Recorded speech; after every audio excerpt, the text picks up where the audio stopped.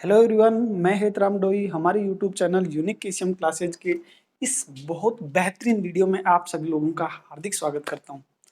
साथियों, कैसे हो? आ जाइए नए जोश के साथ। आज हम फिर से दोबारा से डिस्कस करने वाले बहुत ही इम्पोर्टेंट, बहुत ही ज़बरदस्त 5 सवाल जो आपको एग्जाम में बहुत हेल्पफुल होंगी। और ये सवाल वो हैं दोस्तों, बहुत ज़्यादा मेहनत के बाद आपको एक क्रीम पेश किया जा रहा है। तो वीडियो को शुरू से और अंत तक जरूर देखिएगा, क्योंकि यदि वीडियो को आप स्किप करके देखते हो तो उससे कोई फायदा नहीं मिलेगा। शुरू से और लास्ट तक बिल्कुल शांत चित्त से और एकाग्र मन से आप वीडियो को देखेंगे तो इसका बहुत ज़्यादा पॉजिटिव रिजल्ट आपको मिलने वाला है दोस्तों। तो चलिए देरी नहीं करते हुए हम आपको डायरेक्ट वीडियो के ऊपर लेके चलते हैं। जी हाँ, चलने से पहले एक छोटा सा मेरा आपसे गुजारिश है कि यदि आपको लास्ट तक देखने के बाद ये वीडियो अच्छा लगता है तो वीडियो को लाइक कीजिए और और अपने दोस्तों में इसको शेयर भी कीजिए, क्योंकि आपका लाइक और शेयर हमारा मोटिवेशन बढ़ाता है।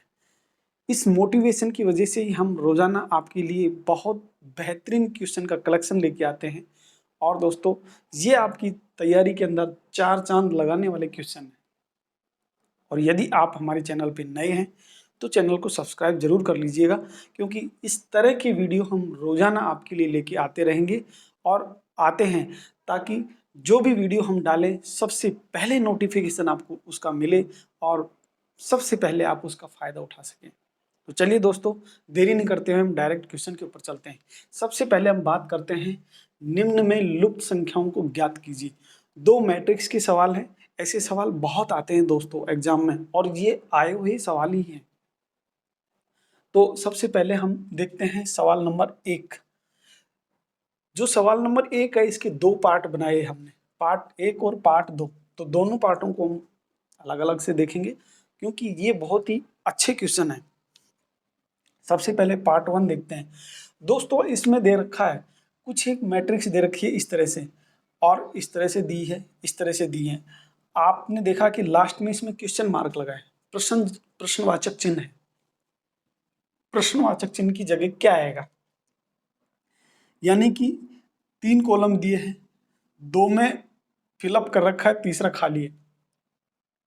आप एक चीज नोट कीजिए, ऐसे देख रहे हैं तो यहाँ सबसे बड़ी संख्या दिख रही है तीसरे कॉलम में, यहाँ भी सबसे बड़ी संख्या दिख रही है, लेकिन यहाँ खाली है। तो खाली है तो कहीं ना कहीं यहाँ भी कोई संख्या आएगी। ऐसे यदि करके देखते हैं हम, तो इस तरह से देखते हैं कि यहाँ छोटी संख्या आ रही है, यहाँ भी छोटी संख्या आ रही है, तो यहाँ छोटी संख्या आएगी। इसका मतलब देखो, ऐसे सवाल होते हैं, उनका करने का सबसे मेन जो पकड़ बता रहा हूँ मैं आपको, आज के बाद आपको कहीं इसमें ज्यादा फंसने की जरूरत नहीं होगी। देखिए, सबसे बड़ी यदि संख्या दिख रही है तो निश्चित रूप से ये इस तरह से कॉलम चलेगा इसका। जी हाँ, किस तरह से कॉलम चलेगा इसका? इस तरह से कॉलम चलेगा नीचे की साइड में। जी हाँ, और यदि इधर बड़ी होती तो ये इस तरह चलता है, लेकिन अब इधर नहीं चलेगा, ये इधर की साइड में चलेगा। तो इधर की साइड में चलेगा तो ये 2 संख्याएं हैं, इन पहली 2 संख्याओं को गुणा भाग जोड़ बाकी कुछ भी करके यदि तीसरी संख्या मिल जाती है तो वो संक्रिया फिर इसमें भी लगा के देखते हैं हम, इन तीनों में भी लगा के देखते हैं। यदि वो संक्रिया जो इनमें फिट हुई थी वही संक्रिया इसमें भी फिट हो जाती है तो फिर इसमें फिट करके और हम उसका उत्तर निकाल लेते हैं। तो सबसे पहले हम इसमें जोड़ वाली संक्रिया देखते हैं दोस्तों। जोड़ वाली संक्रिया देखते हैं तो 9 और 6 कितनी होगी? 15। 15 को हम किससे गुणा करें कि 45 आ जाए? 15 को हम 3 से गुणा करते हैं तो 15 3 45 होता है। देखिए, इसको अपन एक रफ वर्क में देखते हैं। 9 + 6, 9 + 6 = 15। अब 15 को गुणा मैं 3 से कर देता हूं तो ये कितना आ जाता है? 45। जी हाँ, ये तो आ गया 45। लेकिन क्या ये है जो हमने टेक्निकल जो टर्म्स यूज किया है, या ये जो टैक्टिक्स हमने यूज की है, क्या ये इसमें भी लगती है क्या? चेक कर लेते हैं अभी। तो अभी लगा के देखते हैं। देखिए, इसमें कितना होता है? 12 और 7 कितना होता है? 19। 12 + 7 बराबर कितना हो गया? 19। अब 19 को हम 3 से गुणा करते हैं, क्योंकि इसमें तो 3 से किया है ना, तो 19 को गुणा 3 से करते हैं तो कितना आएगा, 19 दूना 38 29 57। जी नहीं, तो ये 57 आता है और यहाँ पे 95 है, तो ये 57 इसके लिए ठीक नहीं है। इसका मतलब ये वाला मेथड तो हमारा हो गया बेकार। यानी कि जोड़ के यदि हम इसको वो करते हैं तो इस तरह से ये सोल्व नहीं होता है। अब हम गुणा करके देखते हैं। गुणा करेंगे तो 6 नाम 54, 54 में से इसको और इसको गुणा करेंगे, 6 नाम 54, इस तरह से गुणा करके देखेंगे तो 6 नाम 54, 54 में से क्या घटाएं कि 45 आ जाए। 54 में से हमने कितना घटाया, 9 घटाया तो 45 आ गया, यानी कि ये घटाया। तो 12 सत्ती कितना होता है, 12 को 7 से गुणा करके देख लेते हैं। 7 दूनी 14 और 1 7 एकम 7 और 1 8, 12 साती 84। 84 में से क्या घटाएं, तो घटाने की जरूरत नहीं है भाई, ये तो पहले ही छोटी आ गई ना, तो इसलिए ये फंडा भी फेल है। अब हम डायरेक्ट इसमें देरी नहीं करते, मैं डायरेक्ट वो तरीका बता रहा हूँ जिसमें आप इसको हल कर सकते हैं। तो तीसरा इसमें आप लगा सकते हो, इसका वर्ग माइनस इसका वर्ग, यानी कि हम क्या करेंगे, 9 नाम 81, 9 का वर्ग करते हैं, 9 का वर्ग करेंगे तो कितना आएगा 81, कितना आएगा 81, और 6 का वर्ग करेंगे तो कितना आएगा 36। 36 को इसमें से घटा देते हैं, 81 माइनस 36, 81 माइनस 36 कितना आएगा, 11 में से 6 गए तो 5, और ये 7, 7 में से 3 गए तो 4, 45 आ रहा है। बिल्कुल ये इसके लिए फिट हो रहा है। अब दूसरा इसके लिए देखते हैं, 144, 12 का वर्ग कितना होता है, 144 में यही कर रहा हूँ इसको 44, और 7 का वर्ग होता है 49, इसको इसमें से घटा दो कितना आता है, 14 में से 9 गए तो 5, और 13 में से 4 गए तो 9, यानी कि 95। ये वाला फंडा फिट हो रहा है भाई साहब। क्या, इसका वर्ग माइनस इसका वर्ग बराबर ये, इसका वर्ग माइनस इसका वर्ग बराबर ये, तो इसका वर्ग माइनस इसका वर्ग।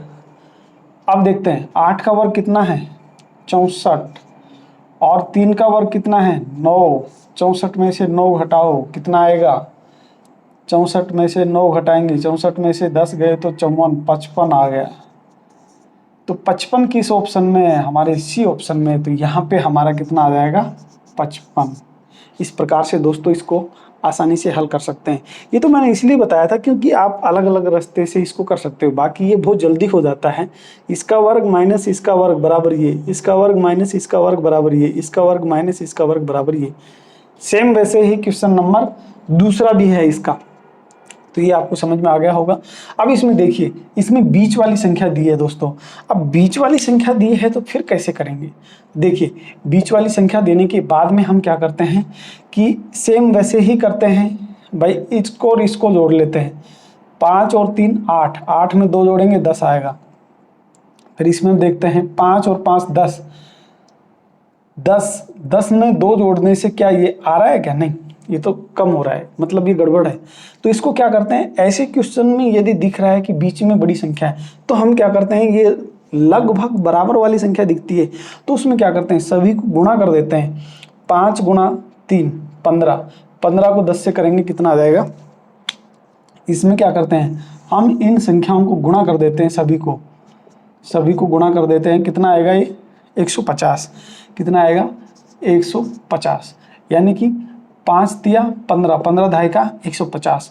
अब सेम वही चीज़ इसमें करते हैं, देखते हैं, 55 25, 25 6 का 150, ये भी हो गया सेम। तो भाई इसमें भी यही होगा, देखो हम 5 15 को 2 से करते हैं तो 15 गुणा 2 बराबर कितना हो गया 30। अब 30 को किससे गुणा करें हम कि 150 आ जाए, तो 30 को हम किससे गुणा करें, 30 को 5 से करें, 7 से करें, तो हम सीधा सीधा इसमें देखते हैं, या तो हम इसमें ऐसे करते हैं कि 30 का भाग दे देते हैं, 30 का भाग देंगे तो कितना आएगा 5, ये आ जाता है, ऐसे आएगा। या फिर दूसरा तरीका ये है कि इसमें 30 को किससे गुणा, इसमें ऑप्शन को उठाएंगे गुणा करेंगे देखेंगे, तो पहला ऑप्शन उठाया 5, तो 30 पंजा 150, यहीं पे 150 हो गया पहले में। और यदि वैसे निकालना चाहो तो क्वेश्चन मार्क इधर रख लो, बाकी हम क्या करते हैं 150 में 30 का भाग देंगे तो ये कट करके कितना आ जाएगा 5, ऐसे भी निकाल सकते हो। तो यहाँ पे कितना आएगा हमारा आंसर 5। इस प्रकार से इसको हल कर सकते हो। बहुत इजी है, लेकिन ये बहुत बार सवाल पूछा गया है, इसलिए ये बहुत ज़्यादा इम्पोर्टेंट भी है।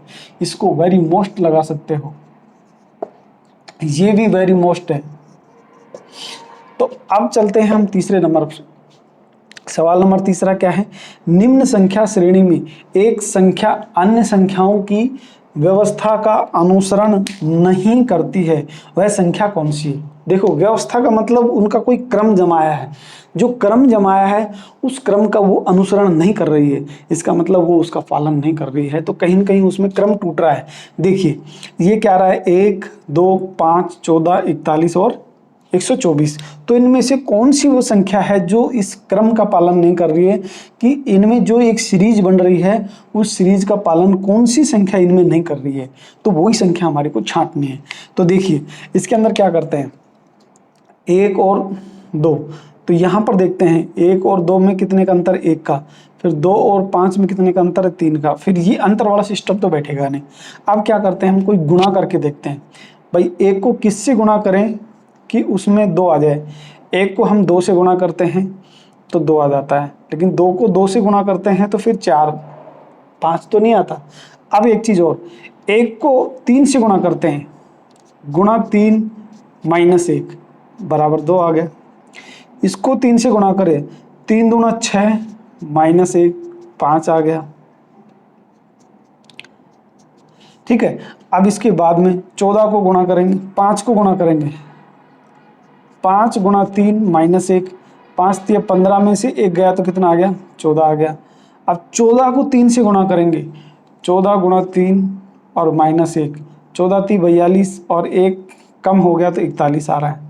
अब 41 को फिर हम 3 से गुणा करेंगे, तो 3 से गुणा करके माइनस 1 कर देंगे तो कितना आएगा, ये 3 1 कम 3 और 4 3 12, 123 माइनस 1 बराबर कितना आता है, 122। जबकि ये 124 आया है, ये 124 गलत आ गया, यहाँ पे 122 आना चाहिए था। क्या आना चाहिए था, 122, इसलिए ऑप्शन हमारा दूसरा हो जाएगा, यानी कि बी ऑप्शन हो जाएगा दोस्तों इसमें। तो है ना, बहुत अच्छा सवाल, बहुत ही तगड़ा सवाल है। इसमें बहुत ज़्यादा लोग तो क्या करते हैं, सीरीज का कहीं ना कहीं कॉम्बिनेशन बैठाते हैं, लेकिन बैठता नहीं है इसमें। ये बहुत ज़्यादा इजी है यदि इस तरह से इसको समझ लिया तो। अब देखिए इसका लास्ट सवाल बहुत ज़्यादा इम्पोर्टेंट है ये भी, और ये ऐसे सवाल तो बहुत ज़्यादा पूछे जाते हैं आजकल। देखिए, निम्न का वेन आरेख बताओ। क्या क्या दिया है, समाज, शिक्षक और छात्र। देखो 3 चीज़ें दे रखी है हमारे को। समाज, मान लो ये समाज है हमारा, थोड़ा बड़ा बनाता हूँ इसको, ये हमारा समाज है। अब समाज के अंदर क्या होते हैं कि शिक्षक भी होते हैं और छात्र भी होते हैं। समाज के अंदर शिक्षक भी होते हैं और छात्र भी होते हैं। तो ऐसा तो नहीं है कि शिक्षक और छात्र बराबर अलग अलग होते हैं दोनों, क्योंकि ये तो पूरा समाज हो गया और ये शिक्षक हो गया और ये छात्र हो गया, क्योंकि छात्र भी अलग है और शिक्षक भी अलग है और समाज दोनों को घेरे हुए है, यानी छात्र और शिक्षक दोनों समाज के अंदर आते हैं। तो समाज बड़ा वाला गोला हो गया, शिक्षक छोटे वाला और छात्र भी छोटे वाला गोला हो गया। तो इसमें देखिए कि ये कौन सा ऑप्शन है, ये हमारा ऑप्शन नंबर बी बैठता है, क्योंकि ये पहले वाले में देखो, यदि हम इसको इस तरह से बैठाते हैं तो यदि इसको हम समाज मान लेते हैं तो समाज के अंदर शिक्षक आता है, शिक्षक के अंदर छात्र, तो ये गलत हो गया, ये हमारा ठीक है। ये समाज के अंदर, इसको यदि समाज लेते हैं तो ये समाज हो गया, समाज के अंदर ये शिक्षक हो गए, ये क्या हो गए, शिक्षक हो गए और ये समाज हो गया।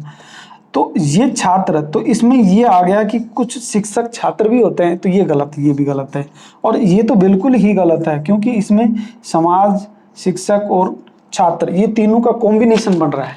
कॉम्बिनेशन का मतलब कुछ छात्र शिक्षक हैं, कुछ समाज शिक्षक है, कुछ छात्र समाज है, मतलब ये कॉम्बिनेशन तो बिल्कुल भी नहीं बैठेगा और हमारा इसमें राइट आंसर होगा ये बी आंसर।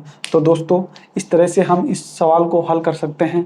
तो कैसा लगा वीडियो यदि आपको अच्छा लगा है तो वीडियो को लाइक कीजिए और कमेंट बॉक्स में कमेंट करके बताइए कि ये वीडियो आपके लिए कितना लाभदायक रहा और आपको अगला वीडियो कौन सा चाहिए, उसके लिए आप अपना सजेशन बॉक्स में दीजिए। और तब तक के लिए मिलते हैं नए वीडियो में। तब तक के लिए bye bye, have nice day.